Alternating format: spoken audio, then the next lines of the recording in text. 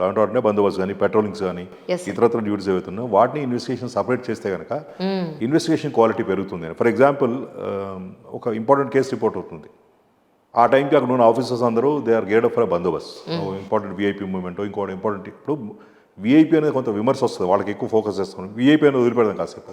ఓ major event జరుగుతుంది అక్కడ, ఒక పెద్ద జాతర జరుగుతుంది, బోనాలు జరుగుతుంది, ఇంకోటి జరుగుతుంది అనుకో, Yeah. అటు ఖచ్చితంగా మనం వెళ్ళి అందులో చాలా హ్యూజ్ పాపులేషన్ ఇన్వాల్వ్ అయి ఉంటుంది, వాళ్ళ సేఫ్టీ సెక్యూరిటీ ఇన్వాల్వ్ అయి ఉంటుంది. సో దానికి వెళ్ళాల్సిన బాధ్యత ముందే ఉంటుంది మనకు అదంతా. సో ఇప్పుడు డైలమా ఏంటి, మనం అక్కడికి వెళ్ళాలా, ఇన్వెస్టిగేషన్ టేకప్ చేయాలా?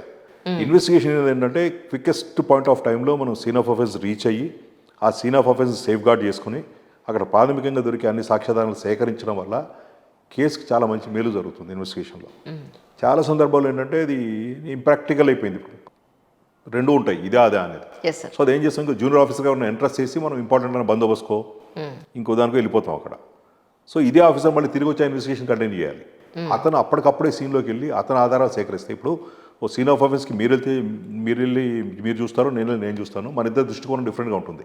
అవును. నాకు కనపడే విషయాలు మీకు కనపడవచ్చు, మీకు కనపడిన విషయాలు నాకు కనపడవచ్చు. So that's very important for investigation officer. అది ఉంది, ఆ ఛాలెంజ్ ఎప్పటి నుంచో కూడా ఉంది. ఇప్పుడు ఫర్ ఎగ్జాంపుల్ వెస్టర్న్ కంట్రీస్ తీసుకుంటే investigation is separately altogether different activity అక్కడ. Right. ఫర్ ఎగ్జాంపుల్ ఇప్పుడు హోమిసైడ్ టీమ్ 1, 2, 3, 4, 5 అని 10 ఉంటాయి టీమ్స్. ఒక మర్డర్ కేసు రిపోర్ట్ అయితే టీమ్ 1కి ఇస్తారు. ఆ టీమ్ 1కి అసలు డిస్టర్బ్ చేయాలి. ఆ పూర్తిగా కేసు పరిశోధన పూర్తయ్యి ఆ పేపర్స్ అన్ని కోర్టులో సబ్మిట్ చేసే వరకు వాళ్ళకి ఇంకో పని చెప్పరు. ఇంకో నెక్స్ట్ కేసు వస్తే it goes to team 2. So investigation and ఈ లా అండ్ ఆర్డర్, ఈ రెండింటిని బ్యాలెన్స్ చేయడం కొంచెం కష్టమైన విషయమే. True. ఫర్ ఎగ్జాంపుల్ మీకు ఇప్పుడు సిఐడి లాంటి సిబిఐ లాంటి సంస్థలు ఉంటాయి. వాళ్ళు మాకన్నా అంటే లా అండ్ ఆర్డర్ పోలీస్ కన్నా మెరుగైన ఇన్వెస్టిగేషన్ ఎందుకు చేయగలుగుతారంటే డెడికేటెడ్ వాళ్ళు. వాళ్ళకి ఈ బందోబస్తు గొడవలను ఉండవు. Right. కేవలం వాళ్ళకి అప్పచెప్పిన బాధ్యత అది మాత్రమే కాబట్టి ఖచ్చితంగా వాళ్ళు బెటర్ పర్ఫార్మెన్స్ ఉంటుంది అక్కడ. So that's huge cost bearing. ఇప్పుడు ఉన్న లా అండ్ ఆర్డర్ పోలీస్ని ఇన్వెస్టిగేషన్ సపరేట్ చేయాలంటే ఏమవుతుంది, ఆల్మోస్ట్ డబుల్ చేయాలి. అవును. Exactly. Look at the cost involved దాంట్లో. ఫర్ ఎగ్జాంపుల్ కొన్ని పబ్లిక్ సెక్టర్ కంపెనీస్ తీసుకుందాం. పబ్లిక్ సెక్టర్ కంపెనీలో ఫర్ ఎగ్జాంపుల్ బిహెచ్ఎల్ ఉంది. బిహెచ్ఎల్లో ఈ సంవత్సరం 1000 కోట్లు పెట్టుబడి పెడితే at the end of the financial year దానికి 100, 200, 300 కోట్ల లాభం వస్తుంది, Correct. ప్రాఫిట్. కానీ ఇప్పుడు పోలీస్ కొంత ఒక బడ్జెట్ కేటాయిస్తే ఇక్కడ ఖర్చు కానీ అంటే మీకు టాంజిబుల్ రిజల్ట్స్ అంటే కళ్ళతో చూసేలాంటి రిజల్ట్స్ కనపడవు. కానీ ఇది లేకపోతే అవన్నీ ఉండవు. ఎగ్జాక్ట్లీ. ఫర్ ఎగ్జాంపుల్ బిహెచ్ఎల్ పనిచేయాలన్నా, హెచ్ఏఎల్ పనిచేయాలన్నా, లోకల్ లా అండ్ ఆర్డర్ అంతా ఇప్పుడు ఎంప్లాయీస్ అక్కడికి వెళ్ళాలంటే ట్రాఫిక్ కూడా పనిచేయాలి. అక్కడ గొడవలు కాకుండా యూనియన్ కంట్రోల్ చేయాలంటే పోలీస్ వాళ్ళు పనిచేయాలి. అంటే మేము చేసే కాంట్రిబ్యూషన్ ఏదైతుందో దీనిలో టాంజిబుల్గా అంటే మన కొలత వేసేలాంటి రిజల్ట్స్ కనపడవు. But this kind of base, వాళ్ళ పైన బిల్డింగ్ కనపడుతుంది, కింద పునాదులు కనపడవు. ఈ పునాదులు లేకపోతే ఆ బేస్ ఉండదు. Correct. It's kind of challenge. ఎప్పటికన్నా వి ఎక్స్పెక్ట్ ఫ్యూచర్లో కనీసం ఇన్వెస్టిగేషన్ సపరేట్ అయ్యి, ఇప్పుడు చట్టాలు అవే, ట్రైనింగ్ అదే, అవును, మేము నేర్చుకున్న స్కిల్స్ కూడా అవే. మాకన్నా సిబిఐ సిఐడి ఎందుకు పని బెటర్గా పనిచేస్తారు, ఇది ఓన్లీ రీజన్. వాళ్ళకి డెడికేటెడ్గా ఆ పని మాత్రమే ఉంటుంది. అవును. కాబట్టి ఫోకస్గా పనిచేస్తారు. మాకు అది కుదరట్లేదు. ఐ రియల్లీ విష్ ఏదో ఒక రోజు ఈ రెండు సెపరేట్ అయ్యి దీనికి సరిపడా ఫోర్స్ దీనికి వచ్చి దానికి వచ్చి అల్టిమేట్లీ ఏమవుతుంది, ఇన్వెస్టిగేషన్ క్వాలిటీ పెరిగి శిక్షలు పడితే నేరాలు తగ్గుతాయి, కరెక్ట్, ప్రజల్లో నమ్మకం పెరుగుతుంది. ఇన్బిల్ట్ ఛాలెంజెస్ ఉన్నాయి. అంటే పోలీస్ రిఫార్మ్స్ మీద చేసిన చాలా కమిటీస్ అవన్నీ కూడా ది స్ట్రాంగ్లీ రికమెండెడ్, బట్ ఆచరణ సాధ్యం కాక చేయట్లేదు. యాజ్ అ జర్నలిస్ట్గా నేను అబ్జర్వ్ చేసిన కొన్ని పాయింట్స్ నేను మీతో షేర్ చేసుకుంటాను సార్. ఫర్ ఎగ్జాంపుల్ మన తెలంగాణలో కొన్ని జాతరలు, అమ్మవారి ఇవి జరుగుతూ ఉంటాయి. అక్కడ లోకల్గా ఉన్న యూత్ని మీరు అక్కడ సేఫ్టీ సెక్యూరిటీ మెజర్స్లో వాళ్ళని యూటిలైజ్ చేసుకోవడానికి ఏమైనా ఇబ్బందులు ఉన్నాయా? యాక్చువల్లీ సివిలియన్స్ పౌరులు ఎగ్జాక్ట్లీ ఖచ్చితంగా వాళ్ళు వాడతాం. ఎంతమంది సరిపోతారు, మా ఫోర్స్ సరిపోదు. పీస్ కమిటీస్ అని, లోకల్ వాలంటీర్స్ అని, వాళ్ళందరూ చాలా మందిని గుర్తుపడతారు. ఫర్ ఎగ్జాంపుల్ అక్కడ ఏమైనా క్రిమినల్ ఎలిమెంట్స్ ఉంటే వాళ్ళు లోకల్ వాళ్ళు గుర్తుపడతారు. Exactly that's what. క్యూ రెగ్యులేషన్లో కూడా వాళ్ళు చెప్తే వింటారు, అన్న తమ్ముడు అని చెప్పిన వల్ల వాళ్ళది చాలా కాంట్రిబ్యూషన్ ఉంటుంది. వాళ్ళు లేకుండా మేము ఇండిపెండెంట్ పని చేయలేము. అంటే చేయి దాటినప్పుడు మా రోల్ పెద్దగా ఉంటుంది. బట్ అదర్వైజ్ మేము చేసే మేజర్ బందోబస్తులో లోకల్స్ ఖచ్చితంగా ఇన్వాల్వ్ అవుతారు. ఇప్పుడు ఫర్ ఎగ్జాంపుల్ గణేష్ ఉత్సవం అంతే ఉంది. రైట్ ఫ్రమ్ డే 1 ప్లానింగ్ నుంచి కొన్ని విషయాలు మేము చెప్పడం వల్ల ప్రజలు స్వీకరించలేకపోవచ్చు. బట్ అదే ఉత్సవ కమిటీ వాళ్ళు చెప్పారనుకోండి, ఇవన్నీ చేయడం వల్ల మనకు వెసులుబాటు ఉంటుంది, కంఫర్ట్ ఉంటుంది, పీస్ఫుల్గా చేసుకోగలుగుతుంది. వాళ్ళు చెప్తే వింటారు కాబట్టి ఖచ్చితంగా వాళ్ళని ఇన్వాల్వ్ చేస్తాం. వాళ్ళ రోల్ చాలా ప్రముఖంగా ఉంటుంది. అంటే మేబీ సివిలియన్స్కి అర్థం కాదేమో అది. స్థానికంగా మీరు ఏ మేజర్ ఫేస్ అండ్ ఫెస్టివల్ తీసుకోండి, వాలంటీర్స్ ఉంటారు, స్థానికంగా ఉండే పెద్ద మనుషులు ఉంటారు, వాళ్ళు ఇన్వాల్వ్ చేస్తారు. They play very vital role, చాలా ఇంపార్టెంట్, ప్రముఖమైన పాత్ర పోషిస్తారు వాళ్ళు. రాబోయే వారం రోజుల్లో మనకి గణేష్ చతుర్థి. నిజానికి మట్టి వినాయకుల్ని వాడండి అని చెప్పని ఎన్ని ఏళ్ల నుంచి మనం చెప్తున్నా పిఓపితో తయారు చేసే వినాయకుల్ని అక్కడ జరుగుతూనే ఉన్నాయి, కొనేవాళ్ళు కొంటూనే ఉన్నారు, ఇక్కడ నిమజ్జనం చేసేది జరుగుతూనే ఉంది. ఎందుకు ఇది అసలు గ్రాస్ రూట్ లెవెల్ నుంచే మనం ఎందుకు దీన్ని తీసేయలేకపోతున్నాం? ఏ మార్పును సంతరించుకోవాలంటే అది ఓవర్నైట్ అయ్యేది కాదు. ఫోర్స్ఫుల్గా చేయించలేం.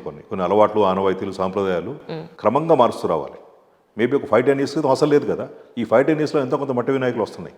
అవును, లోకల్ బేబీ పాండ్స్ లాంటివి ఏర్పాటు చేస్తున్నారు. ఇప్పుడు ఏం చేస్తామంటే ఎక్కడికక్కడ ఈ ప్లాస్టర్ ఆఫ్ పారిస్తో తయారైన వినాయకుల్ని మెయిన్ స్ట్రీమ్స్లో కలపనించట్లేదు. రైట్. వాటికి సపరేట్గా పాండ్స్ తయారు చేస్తున్నారు. ఎందుకంటే వాటర్ పొల్యూట్ అవుతుంది కాబట్టి. అవును, అయినా అదేం భక్తి అండి. ఇప్పుడు లోపల చువ్వలన్నీ బయటకు వచ్చేసి సగం వినాయకుడు మునిగి సగం వినాయకుడు మునగకుండా అసలు ఇదంతా ఎందుకు? అసలు ఇంత పెద్ద స్థాయిలో ఎందుకు? ఎవరింట్లో వాళ్ళు పెట్టుకుంటే చాలుగా. ప్రతి గల్లీకి ఎవరిని ఇక్కడ పర్మిషన్స్ ఎలా ఇస్తున్నారు నాకు అర్థం కావట్లేదు. ప్రతి గల్లీకి పెద్ద పెద్ద వినాయకులు పెట్టేస్తారు. ఐ డోంట్ నో మీ పరిధిలోకి వస్తుందో లేదో నాకు తెలియదు. ఫిర్బీ అవుట్ ఆఫ్ మై క్యూరియాసిటీ మిమ్మల్ని అడగడమే, ఎందుకంటే యువర్ ఇంటూ డిపార్ట్మెంట్ కాబట్టి.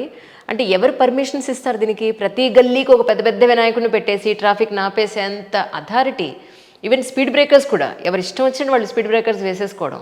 ఎవరి ఫంక్షన్ అయితే వాళ్ళ రోడ్డు మీద మేకులు కొట్టేసి అడ్డం పెట్టేసి షామియానాలు అవి కట్టేసి ఇంత దీని విచ్చలవిడతనం అనరా మీరైతే? విచ్చలవిడతనం కంటే జనాల ఆలోచన విధానంలో మార్పు రావాలి. ఆ దిశగా మేము ప్రయత్నం చేస్తాము. సడన్గా మానేయమంటే మానేరు ఎవరు. నేను ఇప్పుడు ఇది మొదలుపెట్టిన ఈ క్రతువు మేబీ 10, 20, 30 సంవత్సరాల తర్వాత you may get to see the results. మన జనరేషన్ మనం చూస్తామో లేదు తెలియదు. But a humble beginning has happen. మీరు అంటున్నట్టుగా ఇప్పుడు వీ ట్రై టు డిస్కరేజ్. అప్పుడు ఏమవుతుంది తెలుసా? మీరు వివక్ష చూపిస్తున్నారు, వాళ్ళని పెట్టుకొని ఇస్తున్నారు, మమ్మల్ని పెట్టుకోనిట్లేదు అనే మాట వస్తుంది. We cannot.